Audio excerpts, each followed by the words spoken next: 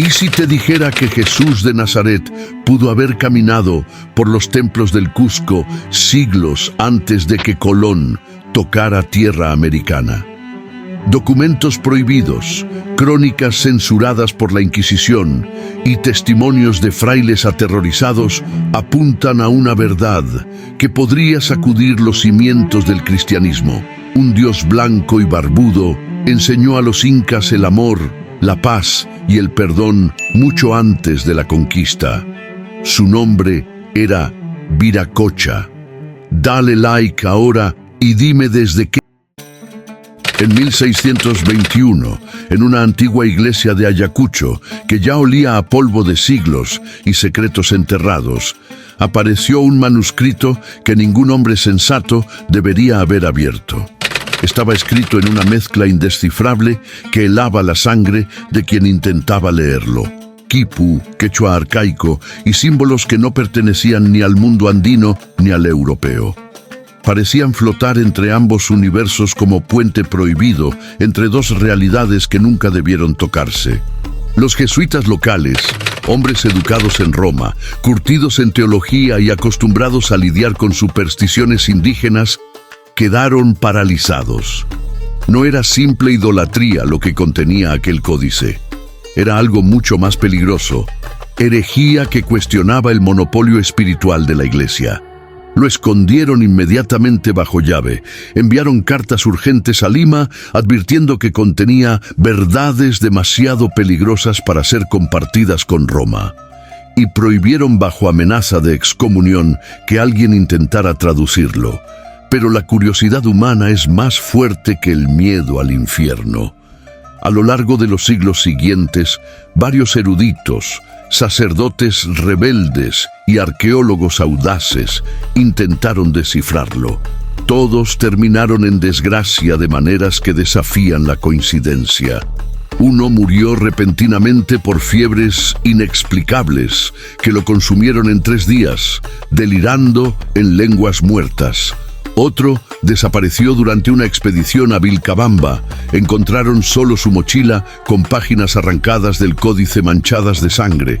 El último fue condenado por la Inquisición en 1687 por intentar abrir portales espirituales con escritura demoníaca. Torturado hasta confesar que había visto en aquellas páginas un nombre que no debía ser pronunciado. Lo más inquietante, todos coincidían en una cosa antes de morir: enloquecer o desaparecer. El códice hablaba de un hombre de luz que había llegado antes que los españoles, caminando desde el este, cruzando océanos imposibles, trayendo consigo un mensaje de amor fraternal, sanación mediante el toque de manos y un símbolo que todos reconocían aunque no quisieran admitirlo: una cruz. No la cruz católica impuesta por la conquista, sino algo anterior, más puro, tallado en piedras que antecedían a la llegada europea por siglos. Algunos historiadores modernos que han estudiado los fragmentos sobrevivientes creen que el códice fue redactado por los últimos descendientes de los amautas, aquellos sabios incas, guardianes de conocimientos prohibidos, que mezclaron sus creencias ancestrales con enseñanzas de un misterioso extranjero llegado desde tierras lejanas. Un visitante que no venía a conquistar, sino a compartir una verdad espiritual que resonaba profundamente con la cosmología andina del amor a Pachamama y la conexión sagrada entre todos los seres. Pero aquí está la pregunta que mantiene despiertos a teólogos rebeldes y arqueólogos heterodoxos. ¿Quién era ese hombre de luz mencionado en el códice? ¿De dónde vino realmente? ¿Y por qué su descripción coincide con escalofriante precisión con la figura de Jesús de Nazaret? Túnica blanca, barba espesa, ojos que veían el alma, manos que sanaban, palabras que transformaban corazones. No sería la primera vez que el mundo oficial ignora pruebas incómodas para proteger una narrativa conveniente. La historia la escriben los vencedores, y los vencedores españoles tenían mucho que ganar manteniendo el mito de que trajeron a Cristo por primera vez a tierras paganas. Admitir lo contrario habría significado reconocer que Dios no necesitaba de la conquista, que su mensaje ya había llegado por vías que Roma no controlaba. Hoy el códice está oficialmente desaparecido. Fue destruido por miedo a lo que revelaba. Está escondido en algún archivo sellado del Vaticano, donde duermen otros secretos inconvenientes. O peor aún, fue real y sus verdades nos han sido negadas deliberadamente, porque cambiarían para siempre nuestra comprensión de la historia del cristianismo y del destino espiritual de América. El silencio institucional sobre este documento no es casual, es estratégico, porque hay preguntas que es más seguro no responder. Viracocha no era un dios cualquiera en el complejo panteón inca. No era simplemente una deidad de la lluvia o de las cosechas, como tantas otras en religiones ancestrales. Era algo infinitamente más profundo. El creador absoluto de todo lo que existe, del cielo estrellado que se extiende hasta el infinito, de la tierra que sostiene la vida, de los océanos que separan mundos, de los hombres que caminan buscando sentido. Era el principio y el fin, el alfa y omega de la cosmología andina. Pero lo verdaderamente extraño, lo que hizo que cronistas españoles escribieran con manos temblorosas y que algunos frailes cuestionaran en secreto todo lo que creían saber sobre la evangelización, era cómo lo describían los pueblos originarios con una consistencia que desafiaba la casualidad. Un hombre alto, mucho más alto que el promedio andino, de piel clara que brillaba como si la luz del sol viviera bajo su superficie, con barba espesa y bien cuidada, en culturas donde los hombres apenas tenían vello facial, vestido con túnica larga que llegaba hasta los tobillos y sandalias simples de cuero. No era una figura andina típica, era claramente otra cosa, un extranjero, pero no un extranjero ordinario. Los relatos recogidos por cronistas como Pedro Cieza de León, Cristóbal de Molina y Juan de Betanzos, hombres que a pesar de servir al Imperio Español, aún tenían suficiente integridad intelectual para registrar lo que escuchaban sin censurar completamente, hablan de Viracocha con un patrón narrativo desconcertante. Llegó desde el mar, del este donde nace el sol, caminando sobre las aguas del lago Titicaca como si el líquido fuera piedra sólida bajo sus pies. Enseñó a los pueblos a vivir en armonía, no mediante amenazas de castigo divino, sino mediante el ejemplo y la palabra amorosa. Predicaba el perdón en lugar de la venganza, la compasión en lugar del juicio, el servicio humilde en lugar del orgullo guerrero. Y cuando su misión estaba completa, cuando había sembrado las semillas de una nueva conciencia espiritual, prometió regresar algún día, en un tiempo de oscuridad y necesidad, para completar lo que había comenzado. Luego se alejó caminando hacia el oeste, hacia el océano Pacífico, y desapareció en el horizonte donde el cielo besa el mar. Las similitudes con Jesús no son vagas ni superficiales. Son desconcertantes en su precisión. Ambos predicaban el amor al prójimo como mandamiento supremo.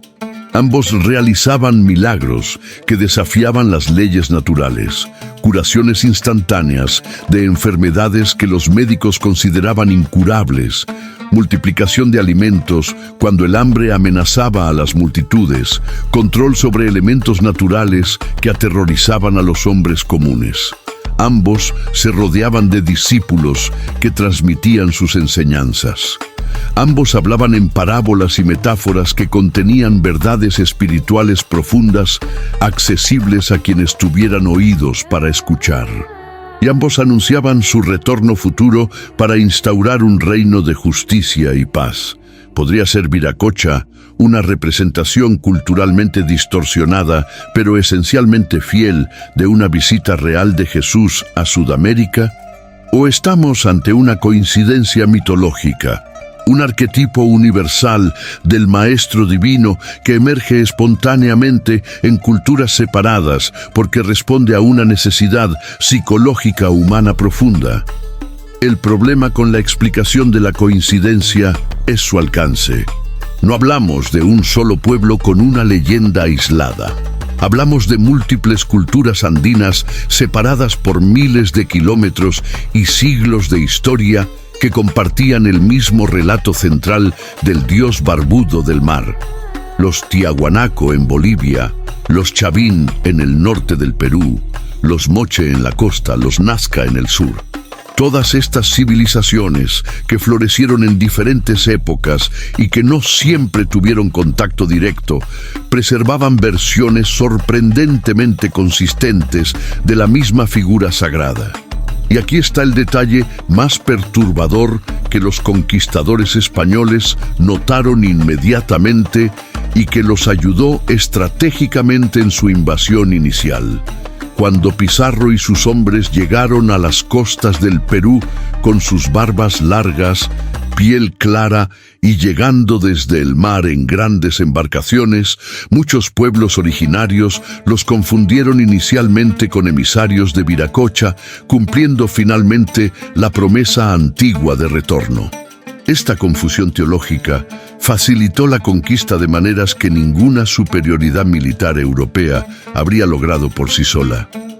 Pero pronto los pueblos andinos descubrieron su error trágico. Estos hombres blancos no venían a traer paz, sino destrucción. No predicaban amor, sino que imponían terror. No respetaban la tierra sagrada, sino que la violaban en busca de oro.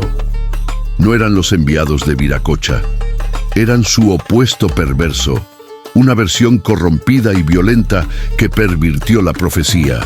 Entonces surge la pregunta que la historia oficial prefiere ignorar. ¿Quién era el verdadero Viracocha?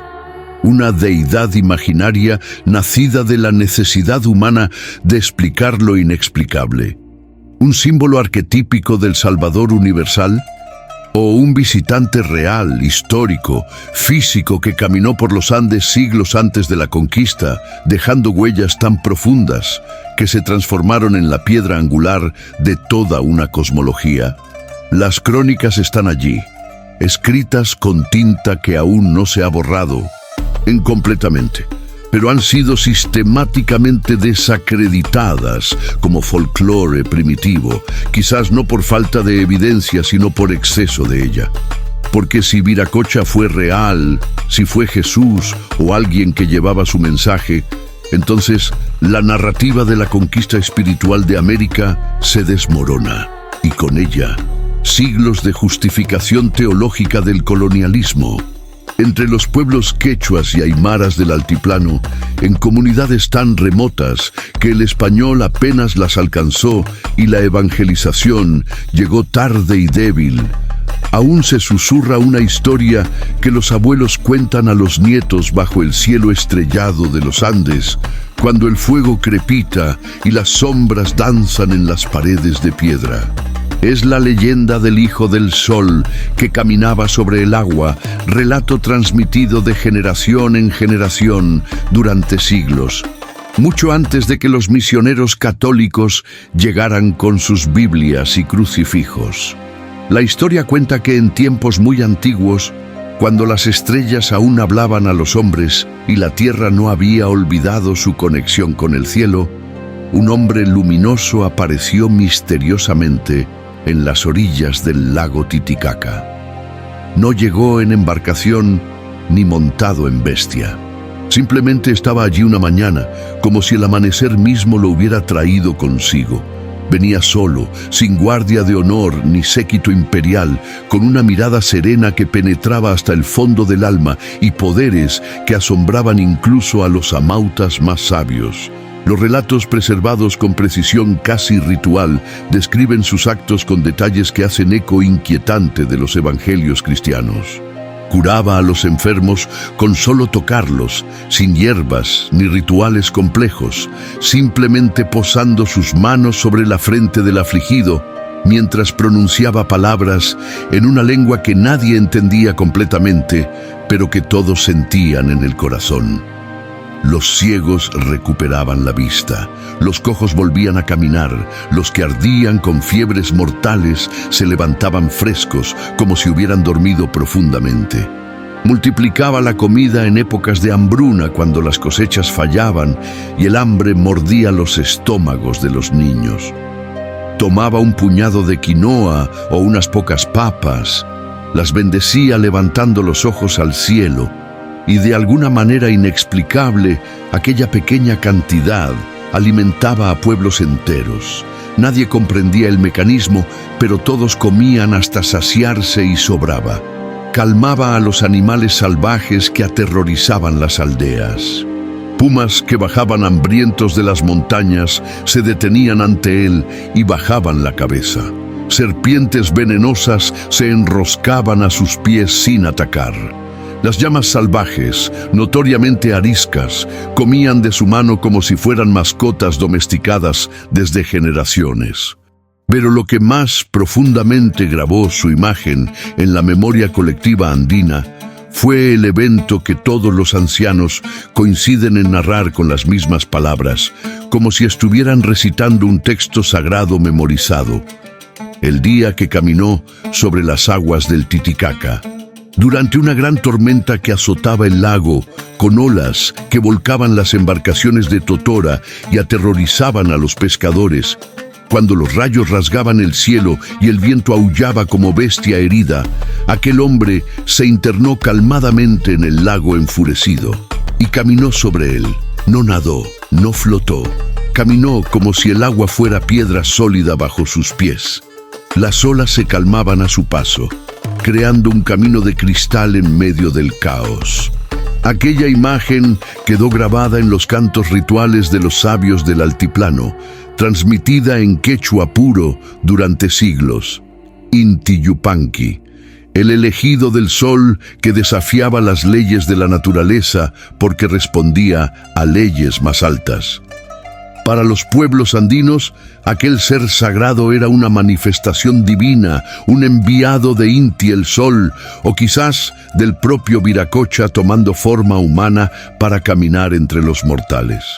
Pero su historia guarda similitudes tan escalofriantes con pasajes específicos del Evangelio que resulta imposible ignorarlas para cualquiera que conozca ambas tradiciones.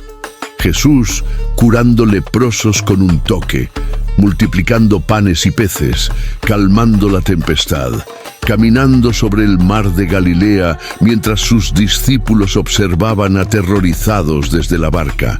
¿Cómo puede un pueblo completamente aislado del viejo mundo, sin contacto documentado con Europa o Medio Oriente, sin escritura alfabética que preservara textos religiosos importados, contar una historia tan específicamente paralela a los milagros más emblemáticos de Jesús? Los evangelizadores que llegaron siglos después quedaron perturbados al escuchar estos relatos. Algunos los atribuyeron rápidamente a obra del demonio, imitando la verdad para confundir a los paganos. Otros, más honestos intelectualmente, aunque temerosos de las consecuencias, se preguntaban en privado si acaso el mensaje cristiano no había llegado por vías que Roma desconocía. Y luego están los años perdidos de Jesús. Ese vacío biográfico entre los 12 y los 30 años, donde los evangelios canónicos guardan un silencio absoluto sobre su paradero. ¿Dónde estuvo durante esos 18 años formativos? La tradición cristiana simplemente lo llama los años ocultos y asume que trabajó como carpintero en Nazaret. Pero textos apócrifos y tradiciones heterodoxas sugieren algo mucho más audaz: que Jesús viajó extensamente por el mundo conocido y quizás más allá, buscando sabiduría y preparándose para su misión. Algunos manuscritos gnósticos mencionan que estuvo en Egipto aprendiendo misterios antiguos. Tradiciones orientales hablan de un maestro llamado Isa que estudió en India y Tibet. Leyendas celtas sugieren que visitó Britania con comerciantes de estaño. ¿Es tan descabellado proponer que también llegó al continente americano?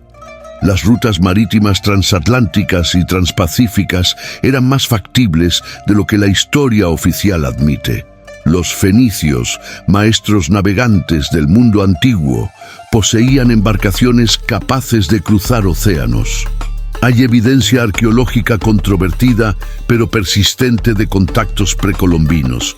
Cocaína y nicotina, plantas americanas, encontradas en momias egipcias, mapas medievales que muestran contornos americanos con precisión imposible sin exploración previa, similitudes lingüísticas y arquitectónicas entre culturas supuestamente aisladas.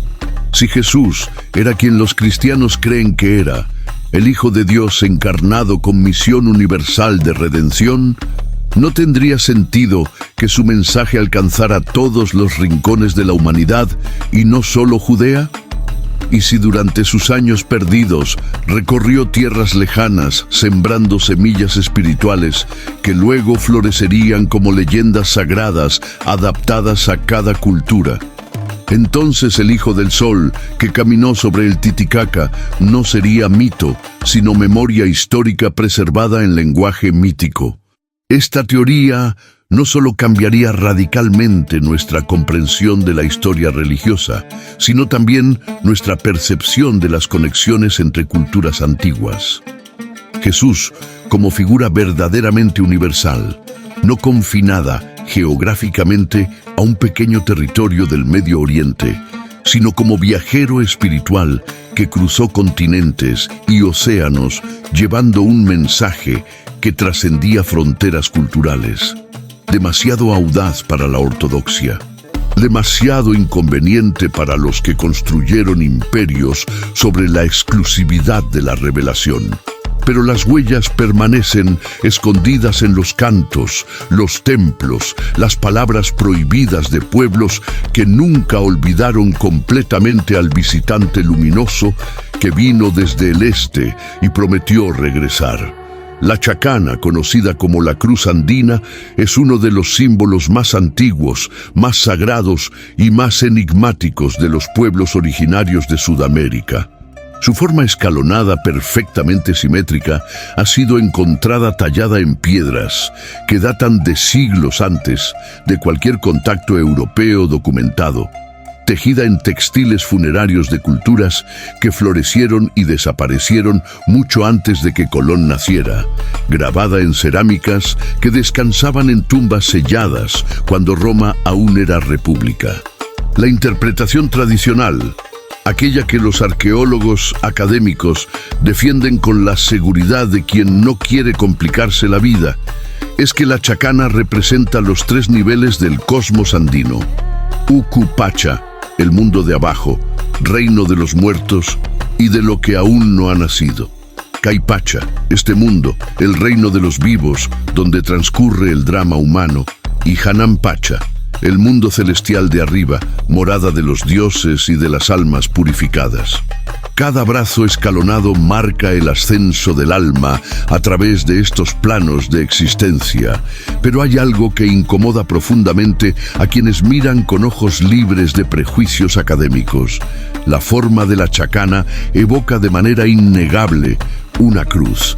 No cualquier cruz, sino específicamente una cruz con brazos iguales, similar a la cruz griega que el cristianismo primitivo usaba antes de que se adoptara la cruz latina alargada. A pesar de ser un símbolo precolombino incuestionablemente anterior a la llegada española, la cruz ya estaba allí, integrada en la cosmología más profunda del mundo andino. Esta similitud no es superficial ni vaga. La chacana funciona simbólicamente de manera casi idéntica a como la cruz cristiana funciona en la teología. Es un símbolo de conexión vertical entre el cielo y la tierra, un eje cósmico que atraviesa todos los planos de la realidad, un punto de encuentro entre lo divino y lo humano, un instrumento de equilibrio universal y, en último término, de redención. Es el puente que permite al alma humana ascender desde la oscuridad material hacia la luz espiritual. ¿Fue esta semejanza profunda una mera coincidencia arquitectónica ¿Un caso de evolución paralela de símbolos en culturas completamente aisladas? ¿O la chacana es una representación ancestral de la cruz de Cristo, adoptada y reinterpretada por los incas tras una visita sagrada que la historia oficial ha silenciado deliberadamente porque no encaja en la narrativa conveniente de la evangelización como imposición colonial? Algunos estudios arqueológicos y astronómicos han revelado un detalle aún más fascinante. La chacana está perfectamente alineada con la Cruz del Sur, esa constelación brillante, visible, solo desde el hemisferio austral que los navegantes antiguos usaban para orientarse en océanos sin mapas. La Cruz del Sur aparece en el cielo nocturno andino con una prominencia imposible de ignorar, girando lentamente alrededor del polo celeste sur, como si fuera el eje mismo alrededor del cual gira el cosmos. Los incas eran astrónomos de precisión asombrosa. Sus calendarios predecían eclipses con exactitud que rivalizaba con las mejores observaciones europeas de su época. Construían templos alineados con solsticios y equinoccios, con tolerancias de error de apenas minutos de arco.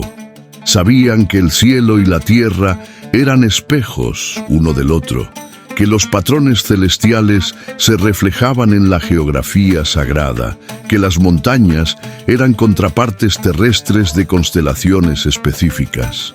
Entonces, ¿fue la chacana simplemente una representación de la Cruz del Sur, proyectada simbólicamente como eje cósmico?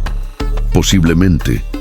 Pero eso no explica por qué ese símbolo astronómico se cargó con significados de redención, equilibrio moral, conexión entre lo humano y lo divino, conceptos que resuenan con inquietante precisión con la teología de la cruz cristiana. Es como si dos tradiciones espirituales, completamente separadas, hubieran llegado independientemente a la misma revelación fundamental. Que la cruz, ya sea de madera o de estrellas, es el símbolo universal de la conexión vertical entre el barro y el cielo. Y luego están los rituales incas que dejaron perplejos a los primeros misioneros católicos. Aquellos que llegaron esperando encontrar paganismo primitivo y en cambio descubrieron algo desconcertantemente familiar. Durante ciertos festivales sagrados, particularmente durante el Inti Raymi, la fiesta del sol en el solsticio de invierno, los sacerdotes incas ofrecían pan de maíz horneado especialmente para la ocasión y chicha de jora, bebida fermentada de maíz, como ofrenda sagrada al sol y a Viracocha. Pero no solo los ofrecían colocándolos en altares. Los participantes en la ceremonia consumían ritualmente ese pan y esa bebida como parte de una comunión espiritual con lo divino. Comían el pan como si fuera la sustancia misma del sol, transformada en alimento terrestre. Bebían la chicha como si fuera la sangre líquida de Viracocha derramada para nutrir espiritualmente a su pueblo.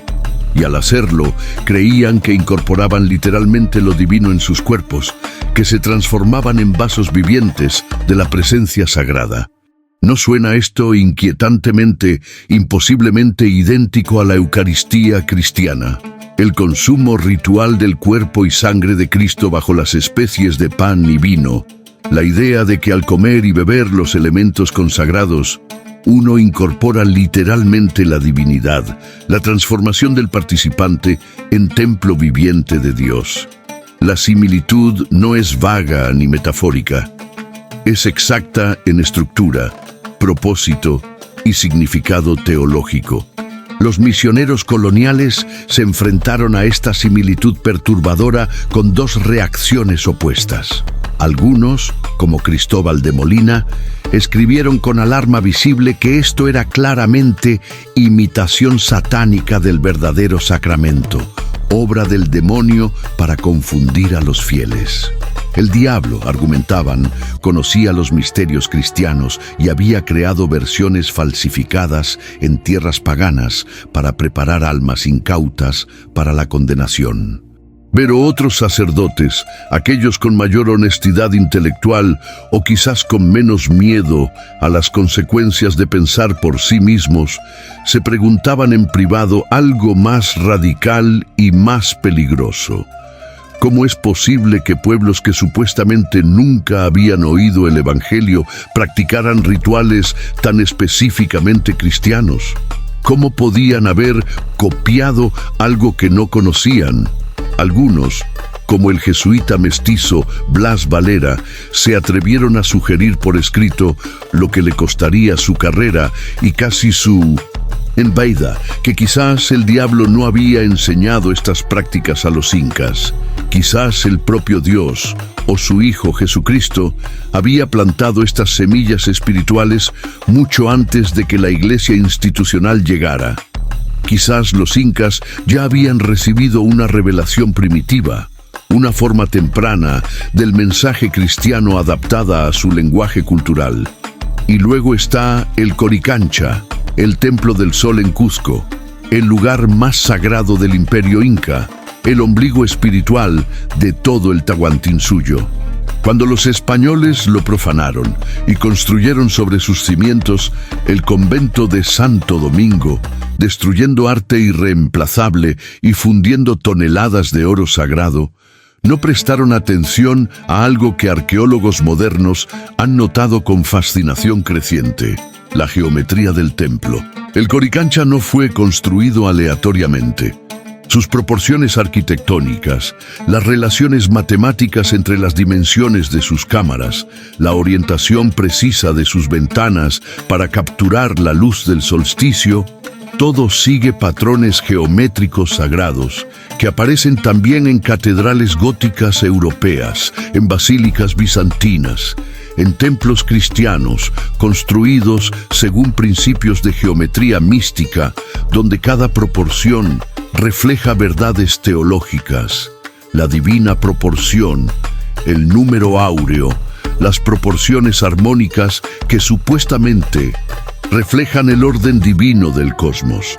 Coincidencia que arquitectos incas sin contacto con Europa llegaran independientemente a los mismos principios de geometría sagrada que los maestros constructores de catedrales, o evidencia de un conocimiento compartido, una sabiduría común transmitida por alguien que conocía ambos mundos.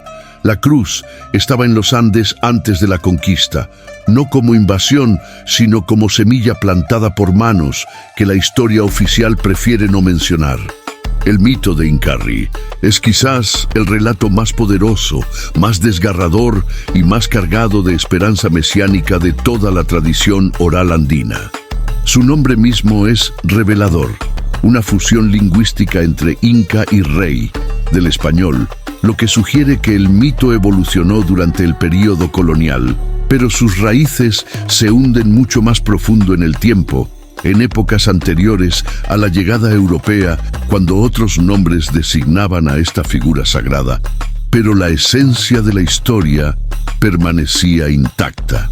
La narración cuenta la historia de un gran rey, sabio más allá de cualquier mortal común, divino en su esencia, que caminaba entre los hombres como uno de ellos, pero claramente no era simplemente humano.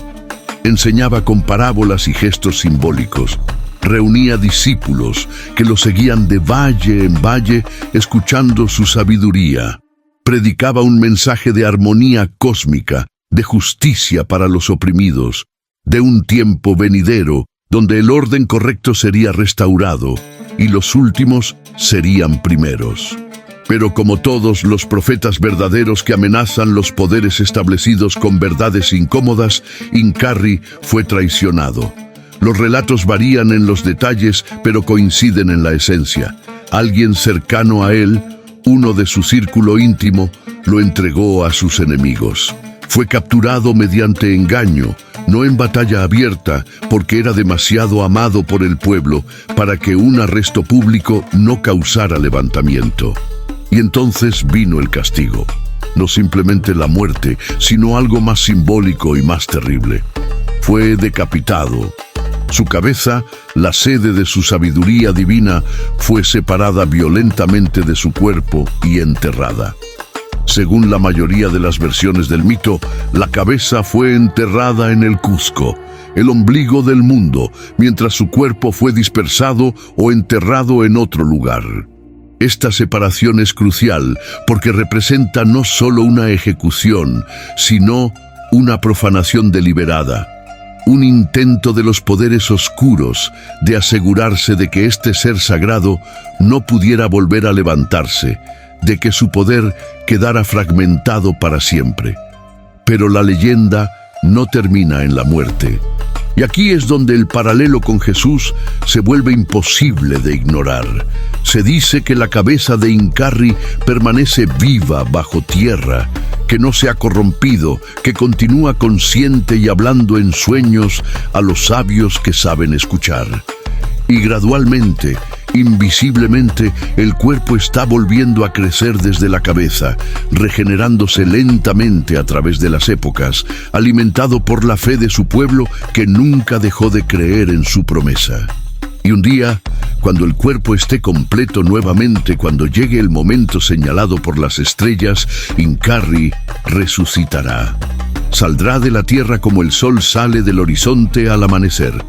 Y entonces instaurará el Pachacuti, el gran volteo del tiempo-espacio, la inversión cósmica donde todo lo que está al revés será puesto derecho, donde los opresores serán juzgados, donde los justos serán vindicados, donde un nuevo orden de justicia y armonía reinará para siempre. Esta no es simplemente una metáfora política de resistencia indígena contra la dominación colonial, aunque ciertamente funcionó como eso durante siglos, y los movimientos de rebelión indígena invocaban el nombre de Incarri como símbolo de liberación. Es algo más profundo, una estructura narrativa mesiánica que refleja con precisión asombrosa la historia central del cristianismo. Un ser sagrado que camina entre los hombres, traicionado por alguien cercano, capturado mediante engaño, ejecutado de manera humillante por poderes que temen su influencia. Pero la muerte no es el final. Hay resurrección, hay promesa de retorno, hay juicio final, hay instauración de reino eterno de justicia. La estructura es idéntica, solo cambian los nombres y los detalles culturales. Jesús traicionado por Judas, Incarri traicionado por un colaborador. Jesús crucificado por Roma, Incarri decapitado por conquistadores, en versiones posteriores, o por fuerzas del caos, en versiones más antiguas. Jesús resucita al tercer día. Incarri resucitará cuando su cuerpo se complete. Jesús promete volver en gloria. Incarri promete regresar para el Pachacuti. Jesús instaurará el reino de Dios. Incarri instaurará el nuevo Tahuantinsuyo purificado. ¿Es esto sincretismo posterior? Una fusión de la historia de Cristo con mitos andinos preexistentes que ocurrió durante los siglos coloniales, cuando ambas tradiciones se mezclaron inevitablemente. Muchos académicos lo explican así, arguyendo que los pueblos conquistados adoptaron la narrativa del conquistador, pero la adaptaron a sus propios símbolos para hacer más tolerable la imposición cultural. Pero existe un problema con esta explicación. Hay versiones del mito de Incarri, o más precisamente de su predecesor arquetípico, porque Incarri como nombre es claramente colonial, que fueron registradas en forma fragmentaria por cronistas muy tempranos que hablaban con ancianos que claramente estaban relatando tradiciones muy anteriores a la conquista. Y esas versiones ya contenían los elementos centrales: el rey Dios traicionado, ejecutado, prometiendo retorno y restauración. Entonces surge la pregunta inquietante. El mito de Incarri era una reinterpretación andina de Jesús, creada después del contacto europeo, o era una tradición mesiánica independiente que existía antes y que resonó tan profundamente con el cristianismo porque compartían una fuente común. una visita real de un maestro espiritual que dejó el mismo mensaje en ambos continentes. Y luego están las profecías del Salvador Barbudo que circulaban en el mundo andino antes de 1532. Los amautas, sabios encargados de preservar la tradición oral y de interpretar señales cósmicas, mantenían vivo un conjunto de relatos proféticos que hablaban del regreso de un ser sagrado que había caminado entre los pueblos andinos en tiempos antiguos. Este ser, descrito consistentemente como de piel clara, barba espesa y mirada profunda, había traído enseñanzas de paz y armonía. Había realizado actos que desafiaban las leyes naturales.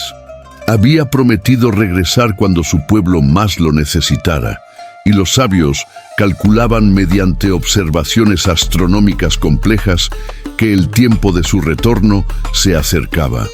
Cuando los españoles aparecieron en el horizonte en 1532, con sus barbas largas y piel clara, llegando desde el oeste exactamente como algunas versiones de la profecía predecían, muchos creyeron inicialmente que era Viracocha, cumpliendo finalmente su promesa antigua. Esta confusión teológica no fue una simple superstición ingenua, fue el resultado de siglos de expectativa mesiánica cultivada cuidadosamente por tradiciones orales que preservaban la memoria de una presencia sagrada anterior. Por supuesto, la realidad destrozó rápidamente esa esperanza. Los españoles no venían a traer redención sino esclavitud, no paz sino guerra, no amor sino violencia. No eran Viracocha, eran su sombra oscura, su inversión perversa, pero la profecía no murió, se adaptó. Y muchos en los Andes todavía esperan, no a los conquistadores europeos, sino al verdadero Hijo de la Luz que vendrá no a someter sino a liberar, no a destruir sino a restaurar. ¿Qué sucede si Incarri y Cristo no son dos figuras diferentes, sino dos nombres culturalmente específicos para el mismo principio mesiánico universal?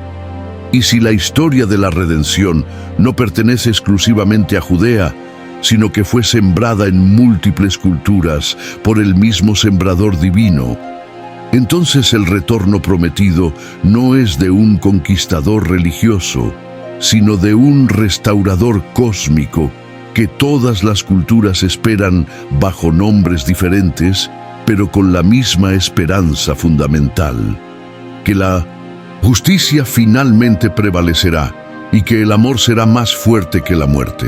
En los sótanos polvorientos de museos provinciales del Cusco, en colecciones privadas que raramente se exhiben al público, en casonas coloniales donde las paredes guardan secretos, bajo capas de pintura acumuladas durante siglos, existen imágenes que no deberían existir. Pinturas que desafían la cronología oficial. Representaciones que hacen que los historiadores ortodoxos desvíen la mirada incómodos, prefiriendo ignorarlas antes que enfrentar las preguntas que plantean. Durante trabajos de restauración realizados en la década de 1970 en varias iglesias coloniales, construidas sobre antiguos templos incas, restauradores descubrieron algo perturbador. Debajo de las capas de pintura virreinal, ocultas deliberadamente bajo imágenes católicas posteriores, había murales más antiguos. Y esos murales, datados mediante análisis de pigmentos y estratigrafía como anteriores o contemporáneos al momento del contacto español, mostraban figuras que no encajaban en la iconografía inca tradicional. Una de estas pinturas, encontrada en un edificio cerca del Coricancha, que fue convertido en capilla colonial, muestra a un hombre de túnica larga con las manos extendidas en gesto de bendición. Detrás de él, claramente visible aunque desgastada por el tiempo, hay una cruz perfectamente delineada, no una chacana estilizada que podría explicarse como símbolo astronómico andino. una cruz cristiana de brazos iguales, simple y directa.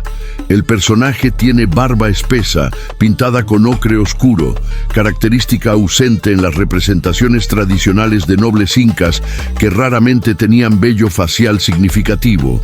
Sus ojos son grandes y almendrados, mirando directamente al observador con una intensidad que trasciende el tiempo.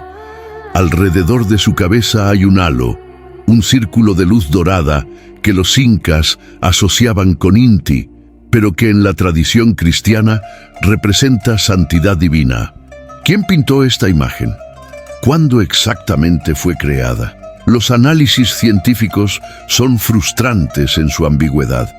Los pigmentos son consistentes con materiales disponibles tanto en el período prehispánico tardío como en los primeros años coloniales. La técnica muestra influencias andinas, pero también elementos que sugieren conocimiento de perspectiva y composición que los artistas locales supuestamente no poseían antes de la llegada europea. La explicación oficial, repetida mecánicamente cada vez que alguien pregunta, es una pintura colonial temprana, creada por artistas indígenas que estaban siendo evangelizados y que mezclaron torpemente elementos cristianos recién aprendidos con su estilo tradicional. Sincretismo artístico, nada más, no hay misterio. Pero esta explicación colapsa cuando consideramos los detalles. La pintura estaba sellada bajo capas posteriores que los análisis estratigráficos datan de alrededor de 1560-1570, lo que significa que la imagen original debe ser anterior, posiblemente de los primeros años tras la conquista o incluso antes. ¿Por qué los evangelizadores coloniales cubrirían deliberadamente una imagen cristiana con otra imagen cristiana? ¿Qué tenía la primera que requería ser ocultada? Algunos investigadores heterodoxos proponen una respuesta incómoda. La imagen original era demasiado ambigua en su origen.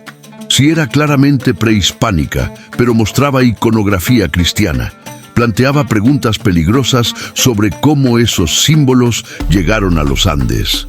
Mejor enterrarla bajo pintura nueva y ortodoxa que explicar lo inexplicable. Y no es un caso aislado. En otra iglesia rural cerca de Pisac, durante renovaciones en 1983, se descubrió un mural en una pared que había estado oculta durante siglos detrás de un retablo barroco. La escena muestra una figura humana parada sobre agua, mientras varias personas en túnicas andinas observan desde la orilla con expresiones de asombro. La figura central tiene los brazos extendidos horizontalmente, la postura iconográfica clásica de Cristo bendiciendo de la crucifixión, aunque no hay cruz visible en esta particular representación. El contexto arqueológico del muro donde fue pintado el mural lo data como anterior a la construcción de la iglesia colonial, lo que significa que perteneció a alguna estructura inca previa sobre la cual los españoles edificaron su templo cristiano. Práctica común de la evangelización que buscaba apropiarse de espacios sagrados indígenas. Entonces, ¿cómo explicamos una escena que parece representar el milagro de Jesús caminando sobre el agua, pintada en un muro que existía antes de que los evangelizadores llegaran con sus Biblias? Luego están las esculturas de Tiahuanaco, ese sitio arqueológico pre-inca en Bolivia, cuya antigüedad se remonta a más de 1500 años antes de Cristo, mucho antes de que el imperio inca siquiera existiera. Entre las múltiples figuras talladas en piedra que adornan las plataformas de este complejo ceremonial, una ha causado especial controversia entre los pocos que se atreven a discutirla abiertamente. Es una figura humana, aproximadamente del tamaño natural, tallada en andesita con la precisión característica de Tiahuanaco. Pero sus rasgos faciales no son andinos típicos. El rostro es más alargado, la nariz más prominente y más significativamente tiene barba tupida claramente definida en la piedra. Las manos están posicionadas sobre el pecho, una sosteniendo lo que varios investigadores han interpretado como un báculo o bastón de autoridad, la otra sosteniendo un objeto circular que algunos asocian con un disco solar, pero que otros ven como algo más parecido a una hostia eucarística.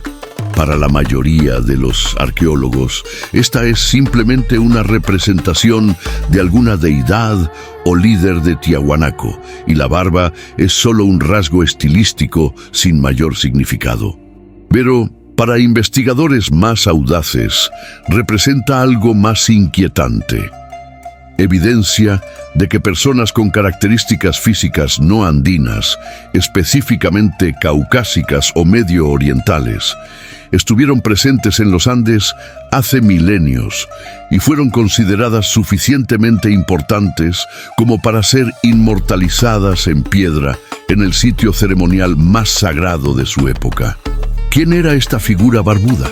Las leyendas orales de los pueblos aymaras que habitan la región del Titicaca hablan de un hombre santo que vino del este en tiempos muy antiguos, que caminó entre los sabios de Tiahuanaco enseñando misterios del cielo, que realizó actos que desafiaban las leyes naturales y que finalmente desapareció en una columna de luz ascendiendo hacia las estrellas. ¿Es esto poesía mítica o memoria histórica distorsionada por el tiempo? La línea entre ambas es más delgada de lo que nos gusta admitir. Y finalmente están las momias doradas, hallazgo arqueológico que ha recibido sorprendentemente poca atención académica dado lo extraordinario de su preservación y presentación. En varios sitios funerarios de élite inca se han encontrado cuerpos momificados, cubiertos completamente con láminas de oro martillado, colocadas con cuidado meticuloso sobre el rostro, el torso, las extremidades. No es el oro en sí lo que intriga. Los incas valoraban el oro como sudor del sol y lo usaban profusamente en contextos religiosos. Es la manera específica en que estas momias fueron preparadas, en posición de reposo sereno, con una expresión facial de paz absoluta, preservada bajo las máscaras doradas, con las manos cruzadas sobre el pecho en postura que recuerda inquietantemente las representaciones cristianas del cuerpo glorificado de Cristo tras la resurrección. Las momias no están en posición fetal, la postura típica de entierros andinos precristianos, donde el muerto era colocado como si regresara al vientre de Pachamama. Están extendidas, acostadas de espaldas, como si estuvieran durmiendo temporalmente antes de despertar. Esta postura es extremadamente inusual en el contexto andino tradicional, pero perfectamente consistente con la iconografía cristiana de la muerte como sueño, del cual el justo despertará en la resurrección. Algunos cronistas coloniales que presenciaron la apertura de estas tumbas escribieron con asombro que los cuerpos parecían incorruptos, que la carne se había preservado de manera que desafiaba la descomposición natural esperada. Y más inquietante aún, varios reportaron que las momias resplandecían con luz propia cuando eran expuestas al sol, fenómeno que atribuían al oro, pero que describían en términos que evocan las descripciones bíblicas del cuerpo resucitado de Cristo, radiando gloria divina. Es posible que estas prácticas funerarias específicas, tan diferentes de las tradiciones andinas normales, fueran inspiradas por enseñanzas sobre la resurrección del cuerpo, traídas por alguien que predicaba doctrinas similares al cristianismo siglos antes de la conquista. Que los incas de élite que creían en estas enseñanzas fueron enterrados de esta manera específica para simbolizar su esperanza en una resurrección futura. Las evidencias están allí, dispersas en museos, ocultas bajo capas de pintura, talladas en piedras antiguas, envueltas en oro en tumbas selladas. No prueban nada de manera concluyente, pero plantean preguntas que la historia oficial prefiere no responder. porque responderlas requeriría reescribir demasiado de lo que creemos saber sobre el pasado.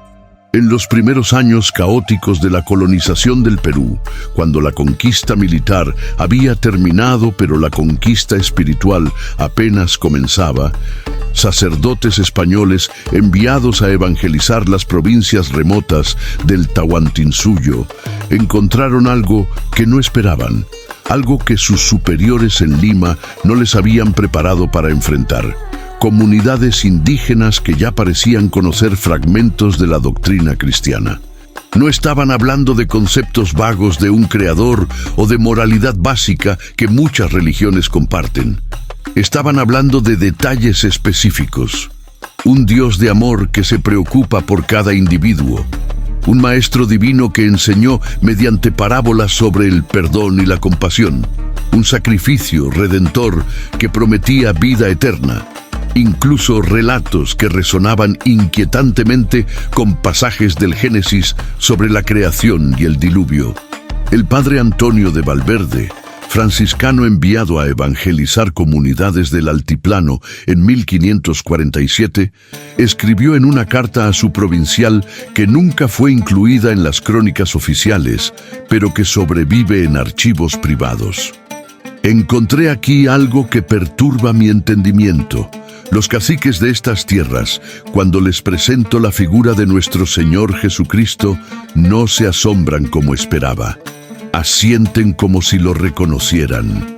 Uno de los ancianos me dijo en quechua a través del intérprete: ya conocemos al maestro de los Andes, él vino hace mucho tiempo y nos enseñó las mismas cosas.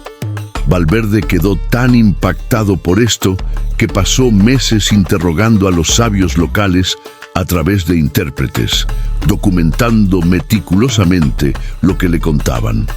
Según su testimonio, le describieron a un hombre que había llegado cuando nuestros abuelos eran jóvenes, o quizás antes, porque las historias vienen de tiempos muy antiguos.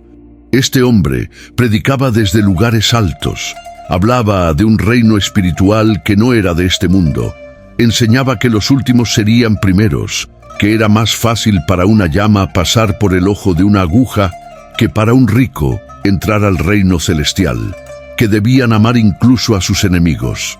¿Cómo era posible que pueblos completamente aislados de Europa y Medio Oriente conocieran enseñanzas tan específicamente evangélicas? Valverde consideró varias explicaciones. Tal vez el demonio les había enseñado versiones distorsionadas para confundirlos. Tal vez estaba malinterpretando lo que le decían debido a problemas de traducción. Tal vez los intérpretes estaban inventando. Pero en su corazón, escribió, sentía que algo más profundo estaba sucediendo. Su carta termina con una pregunta que le costaría su reputación y eventualmente su puesto. ¿Es posible que nuestro Señor, en su infinita misericordia, haya enviado mensajeros a estas tierras antes de nosotros? ¿O que Él mismo caminó aquí durante aquellos años de su vida de los que los evangelios no hablan? Si esto fuera cierto, ¿qué significa para nuestra misión? ¿Somos evangelizadores o simplemente recordadores de algo olvidado? Estas preguntas eran demasiado peligrosas. Valverde fue llamado de regreso a Lima, interrogado sobre su ortodoxia y finalmente transferido a una misión remota en la selva donde murió de fiebres un año después. Su trabajo nunca fue publicado. Sus documentos fueron confiscados. Lo poco que sobrevivió lo hizo por casualidad, copiado por algún escribano anónimo antes de que el original fuera destruido. Pero Valverde no fue el único. Hay múltiples referencias fragmentarias en cartas, diarios y reportes de misioneros tempranos a este fenómeno de indígenas que ya sabían. La mayoría fueron suprimidas, pero suficientes fragmentos sobrevivieron para construir un patrón inquietante. Y luego está el mítico Evangelio de los Andes, documento cuya existencia misma es disputada, pero que aparece mencionado en 3 fuentes independientes del siglo XVI y XVII. Según estos relatos, Era un manuscrito escrito principalmente en quechua, con secciones en latín, compilado por un grupo de jesuitas heterodoxos con ayuda de amautas convertidos al cristianismo.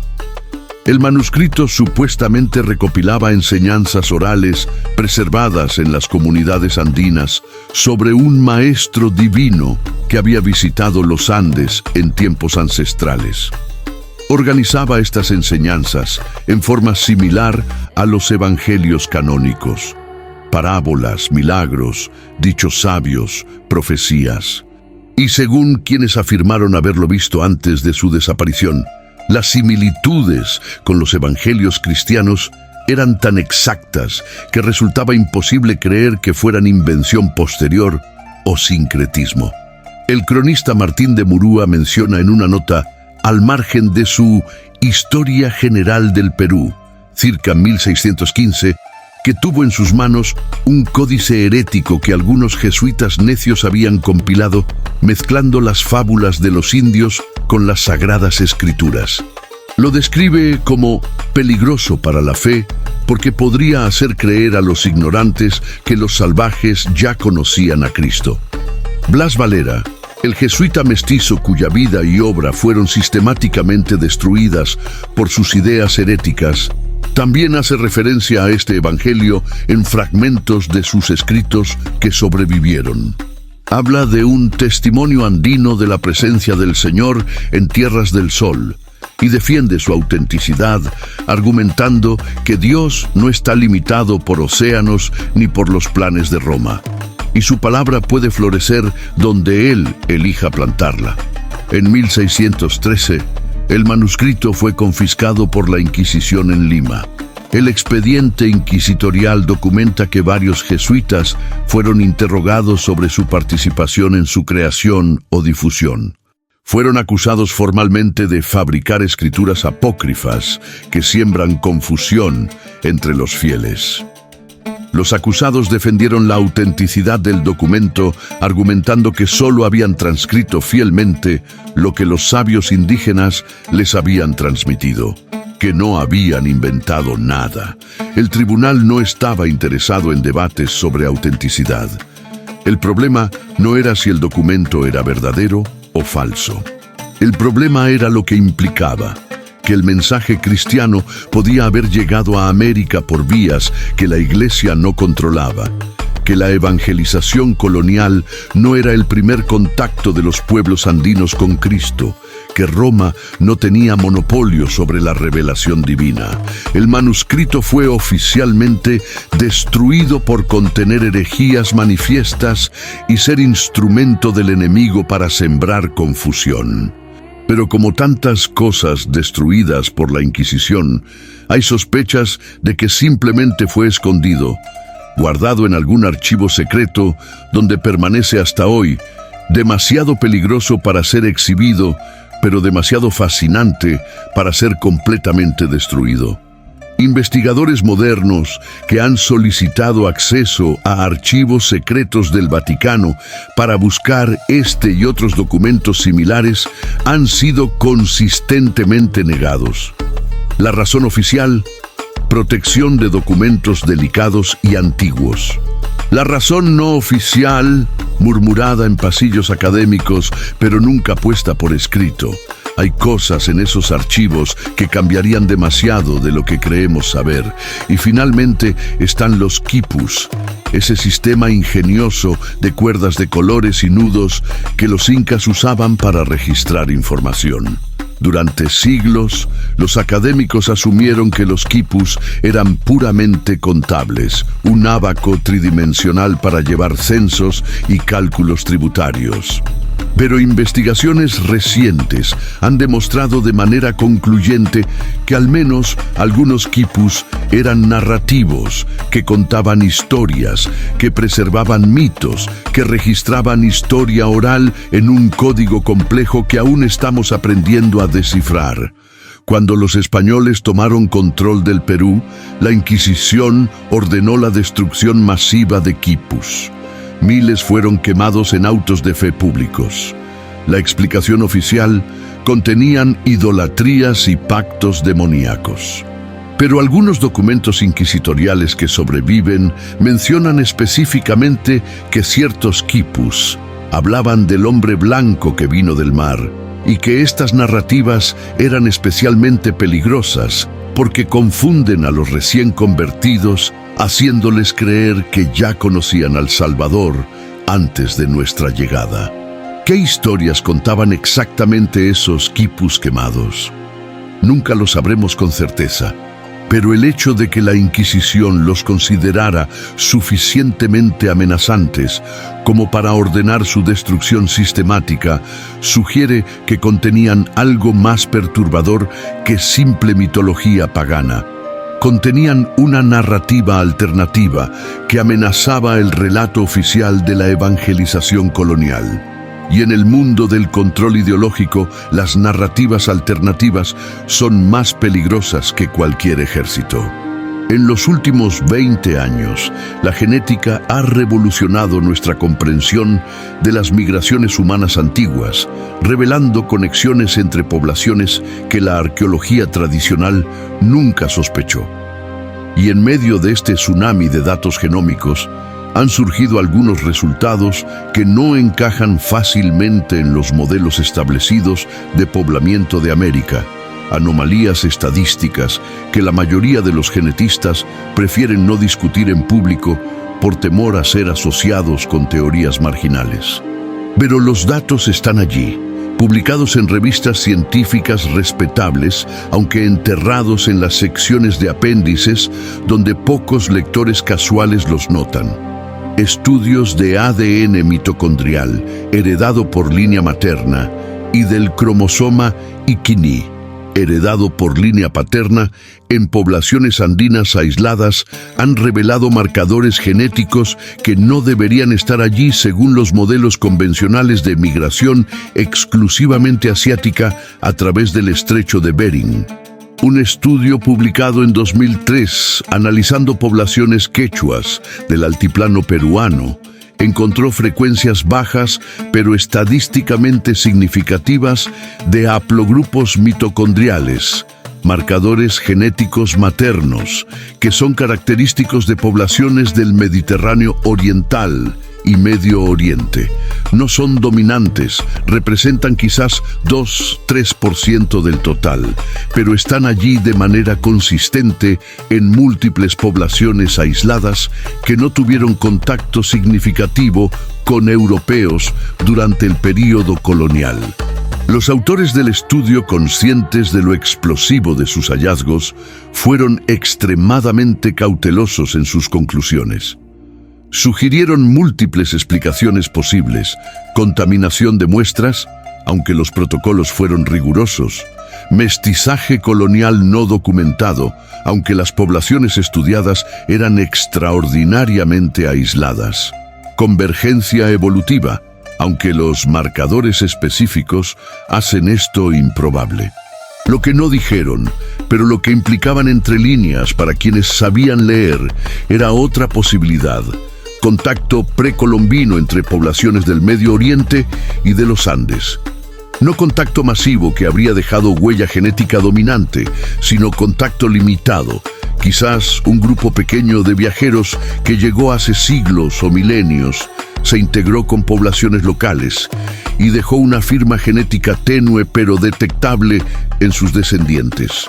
Es posible que entre esos viajeros estuviera alguien relacionado con la historia de Jesús, discípulos huyendo de persecución en Tierra Santa, comerciantes judíos o fenicios que llevaban consigo tradiciones espirituales de Medio Oriente. ¿O es la genética simplemente otra coincidencia en una larga cadena de coincidencias demasiado numerosas para ser solo azar?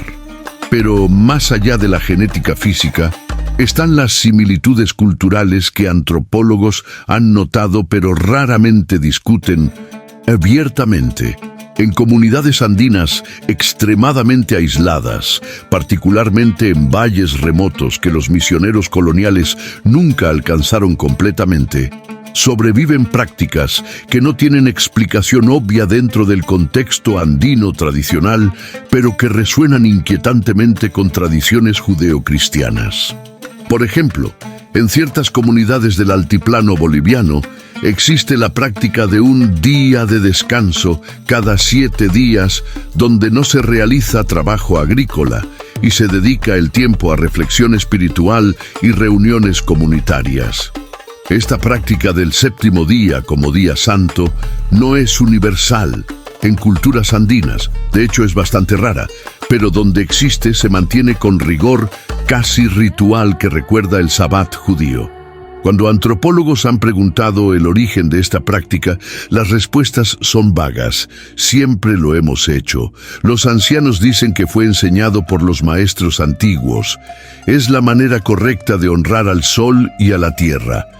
Ninguna explicación funcional convincente, solo tradición preservada porque así se hace.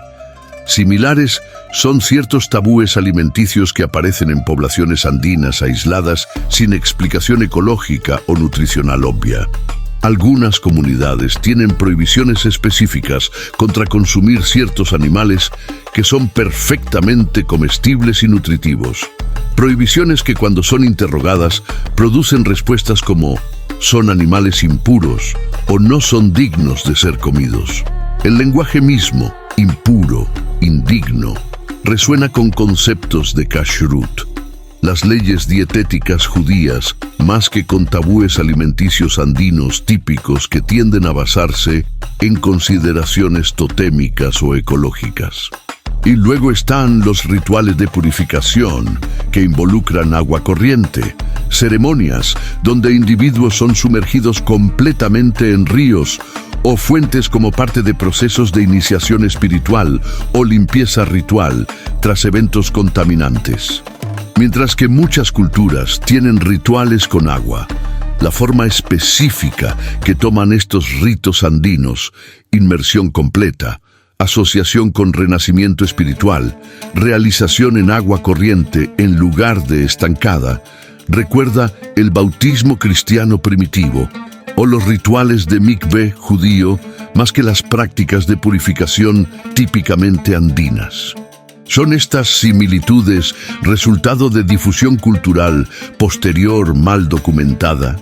¿Evolución paralela de prácticas similares en respuesta a necesidades humanas universales? ¿O evidencia de que alguien, en algún momento del pasado precolombino, enseñó estas prácticas específicas a pueblos andinos y ellas se preservaron porque resonaban con algo profundo en la psique humana? La teoría más audaz, aquella que investigadores serios solo discuten en privado después de verificar que no hay grabadoras presentes, es que tras la crucifixión de Jesús y la persecución de sus primeros seguidores, un grupo pequeño de discípulos huyó de Tierra Santa buscando refugio en tierras donde el largo brazo de Roma no pudiera alcanzarlos. Estos refugiados espirituales, llevando consigo las enseñanzas recién recibidas de su maestro ejecutado, podrían haber emprendido un éxodo marino que eventualmente los llevó a costas sudamericanas. Suena fantástico, pero no es imposible. Las rutas marítimas mediterráneas y atlánticas eran más sofisticadas de lo que típicamente asumimos. Los fenicios, maestros navegantes contratados frecuentemente por otras culturas, tenían conocimiento y tecnología para viajes oceánicos largos. Hay evidencia circunstancial, aunque disputada, de contactos transoceánicos precolombinos. Cocaína y nicotina, plantas exclusivamente americanas encontradas en momias egipcias, mapas medievales que muestran contornos del Nuevo Mundo con precisión que requeriría exploración, similitudes arquitectónicas entre pirámides de Egipto y Mesoamérica que van más allá de coincidencia. Si un grupo pequeño de refugiados cristianos o judeo-cristianos llegó a los Andes portando el mensaje de Jesús en su forma más primitiva y pura, antes de que fuera institucionalizado por Roma y Constantinopla, habrían encontrado en la espiritualidad andina un terreno fértil. La cosmología inca, con su énfasis en el orden cósmico, la reciprocidad, Aini, el respeto por todas las formas de vida, la conexión sagrada entre cielo y tierra, resonaría profundamente con las enseñanzas de Jesús sobre amor, justicia, humildad y reino de los cielos. Este pequeño grupo se habría integrado con poblaciones locales, quizás algunos tomando esposas andinas, teniendo hijos que serían genéticamente mestizos, pero culturalmente híbridos. Habrían enseñado su fe no como conquista, sino como regalo, compartiendo historias de su maestro crucificado que prometió resurrección. Y con el tiempo, a través de generaciones, estas enseñanzas se habrían fusionado con mitos locales, adaptándose al lenguaje y símbolos andinos, transformándose en lo que eventualmente conoceríamos como el culto a Viracocha, las profecías de Incarri, las leyendas del Hijo del Sol. Su legado genético sería tenue pero detectable, esos haplogrupos mediterráneos orientales apareciendo en frecuencias bajas en poblaciones andinas aisladas. Su legado cultural sería más fuerte. Prácticas que no tienen sentido completo en contexto andino puro, pero que reflejan tradiciones judeo-cristianas. ¿Es esta teoría correcta? No hay manera de probarlo concluyentemente con la evidencia disponible, pero tampoco hay manera de descartarla completamente. Y eso, por sí solo, es significativo. Porque si existe, aunque sea la posibilidad de que el mensaje de Cristo llegara a América antes de Colón, entonces toda la narrativa de la evangelización colonial necesita ser reexaminada. No como la primera llegada del cristianismo, sino como un reencuentro violento y traumático con algo que ya había estado presente de forma más pura y menos institucionalizada.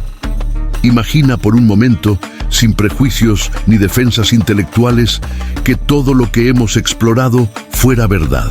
Que Jesús de Nazaret, durante aquellos 18 años perdidos que los evangelios canónicos ocultan en silencio absoluto, no permaneció en Nazaret trabajando madera, sino que viajó.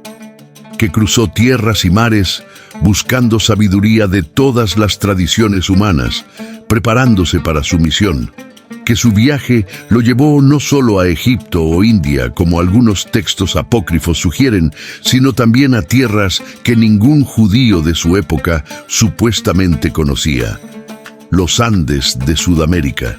Imagina que caminó por los senderos que bordean el lago Titicaca cuando aún era joven, que se sentó con los amautas aprendiendo sus conocimientos de las estrellas mientras compartía las enseñanzas que había recibido de su padre, que realizó los mismos milagros que más tarde realizaría en Galilea, curaciones que desafiaban la medicina, multiplicaciones que desafiaban la física, dominio sobre elementos naturales que aterraba y maravillaba simultáneamente. Imagina que cuando llegó el momento de regresar a Tierra Santa para cumplir su destino de crucifixión y resurrección, prometió a los pueblos andinos que había tocado con su presencia que regresaría algún día, así como prometió lo mismo a sus discípulos judíos. Y que esa promesa se transformó en la leyenda de Viracocha, el dios blanco que vino del mar y prometió retornar, preservada con fidelidad notable a través de siglos de transmisión oral hasta que los conquistadores españoles llegaron y confundieron todo. ¿Qué significaría esto? No destruiría el cristianismo, lo expandiría, lo liberaría de las cadenas del provincialismo geográfico y lo revelaría como lo que siempre debió ser. Una verdad universal no confinada a una pequeña provincia del Imperio Romano, sino sembrada en múltiples culturas, adaptándose a cada lenguaje y cosmovisión, pero manteniendo su esencia central de amor, redención y promesa de vida eterna. Significaría que los pueblos andinos no eran paganos ignorantes esperando ser salvados por misioneros europeos. Eran custodios de una revelación que había recibido directamente de la misma fuente que los apóstoles en Jerusalén. Que cuando los españoles llegaron con cruces y espadas, no estaban trayendo algo completamente nuevo, sino violando algo sagrado que ya existía en forma más pura. Significaría que la conquista espiritual de América fue uno de los errores teológicos más grandes de la historia. Destruir, suprimir y enterrar una rama del cristianismo primitivo que podría haber enriquecido inconmensurablemente la fe global con sus perspectivas únicas sobre la enseñanza de Cristo, filtradas a través de la sabiduría andina. Las evidencias que hemos explorado, códices censurados y documentos quemados, o continuar, leyendas de un Dios blanco demasiado similares a Jesús para ser coincidencia, milagros andinos que reflejan los evangelios, símbolos de la cruz anteriores al contacto europeo, rituales eucarísticos practicados antes de la evangelización, mitos mesiánicos de muerte y resurrección, pinturas y esculturas con iconografía imposible, manuscritos perdidos que hablaban de un evangelio andino, marcadores genéticos que sugieren contacto mediterráneo oriental, prácticas culturales que resuenan con tradiciones judeocristianas. Todo esto no prueba nada de manera definitiva. Cada pieza individual puede ser explicada, descartada, racionalizada. Pero cuando las unes todas, cuando ves el patrón completo, cuando reconoces que hay demasiadas coincidencias para ser solo azar, entonces surge una posibilidad que la historia oficial ha trabajado durante siglos para suprimir. Que Jesús fue verdaderamente universal, que su mensaje alcanzó los Andes mucho antes de que los conquistadores llegaran con su versión institucionalizada y militarizada del cristianismo. ¿Por qué fue suprimida esta verdad si es verdad? Por poder. Porque admitirla habría significado reconocer que la conquista espiritual no era necesaria, que Dios no necesitaba de la espada española para alcanzar América, que la Iglesia institucional no tenía monopolio sobre Cristo. Y eso habría desmantelado toda la justificación teológica del colonialismo. Habría quitado la máscara moral que permitía la esclavitud y el saqueo.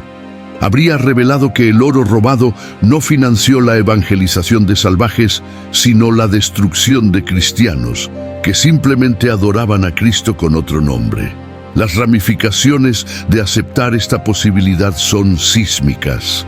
Para los cristianos europeos significa humildad, reconocer que su tradición no es la única válida, que Dios habló a todos los pueblos en sus propios lenguajes. Para los pueblos indígenas significa vindicación. Sus ancestros no eran paganos esperando salvación, sino creyentes que ya habían encontrado a Cristo bajo el nombre de Viracocha. Para la Iglesia institucional significa reevaluación fundamental de su historia y su misión. Pero más allá de las implicaciones institucionales está la verdad espiritual más profunda que esta revelación ofrece, que el mensaje de amor, perdón y redención que Jesús predicó no es propiedad de ninguna cultura, ninguna iglesia, ninguna tradición específica. Es semilla plantada en el corazón humano universal, que florece de diferentes maneras en diferentes suelos, pero que siempre produce el mismo fruto esencial de compasión y conexión con lo divino. Sincarri y Cristo son el mismo ser esperado bajo nombres diferentes. Si Viracocha era la memoria andina de Jesús, si la cruz ya estaba en los Andes antes de la conquista, si los pueblos originarios ya conocían al Salvador, entonces la historia no necesita ser reescrita completamente, necesita ser completada. Las páginas faltantes necesitan ser restauradas. Los documentos quemados necesitan ser reimaginados. Las voces silenciadas necesitan ser escuchadas nuevamente. Y tú, quien ha llegado hasta este punto de nuestro viaje, enfrentas ahora una elección. Puedes descartar todo como especulación fascinante pero no comprobada, regresar a la comodidad de las narrativas establecidas, cerrar la puerta a estas posibilidades incómodas. Nadie te juzgará. Es la opción más fácil, o puedes dejar que estas preguntas vivan en ti.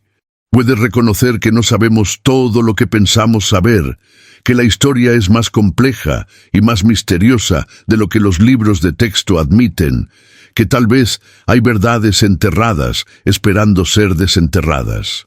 Puedes abrirte a la posibilidad de que el Cristo que adoras, o estudias, o respetas, es más grande, más universal, más asombroso de lo que cualquier institución humana puede contener.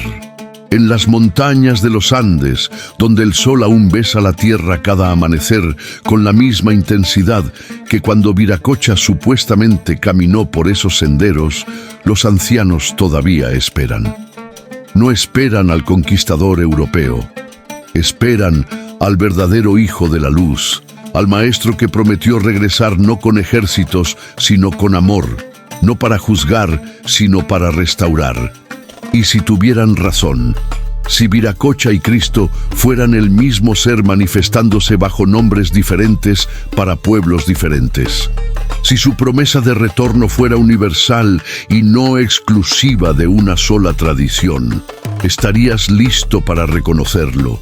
¿O lo rechazarías porque no viene de la manera que esperabas, no habla el idioma que anticipabas, no confirma las tradiciones que heredaste?